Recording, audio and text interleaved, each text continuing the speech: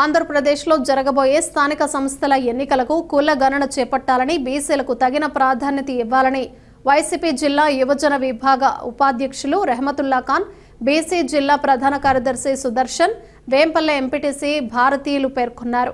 శనివారం వేంపల్లెలో వారు విలేకరులతో మాట్లాడుతూ సుప్రీంకోర్టు ఆదేశాల మేరకు బీసీలకు 50% రిజర్వేషన్లు కల్పించాలని కూటమి ప్రభుత్వానికి వారు సూచించారు.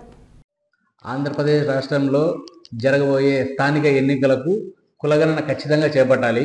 బీసీలకు తగిన ప్రాధాన్యత కూడా ఇవ్వాలి. బీసీలకు 34% అని చెప్పి ఆనాడు మేనిఫెస్టోలో చంద్రబాబు నాయుడు గారు చెప్పారు. 34% కాదు, ఆంధ్రప్రదేశ్ రాష్ట్రంలో 55% పైనే బీసీలు ఉన్నారు. సుప్రీంకోర్టు ఆదేశాల మేరకు బీసీలకు 50% రిజర్వేషన్లు కల్పించి కులగణన చేసి రిజర్వేషన్లు కూడా కల్పించి ఎక్కువ బీసీలకు తర్వాత స్థానిక ఎన్నికలకు పోవాల్సిందిగా వైఎస్ఆర్ కాంగ్రెస్ పార్టీ తరఫున బీసీల కోరిక మేరకు మేము ఈ కూటమి ప్రభుత్వానికి విజ్ఞప్తి చేస్తున్నాం. చంద్రబాబు నాయుడు గారు గతంలో ఎన్నికల్లో గెలవాలని చెప్పేసి ఉచిత హామీలు చెప్పడం జరిగింది. ఆ నేపథ్యంలో బీసీలకు 50 సంవత్సరాలు దాటిన వాళ్లకు పెన్షన్ ఇస్తామని చెప్పడం జరిగింది.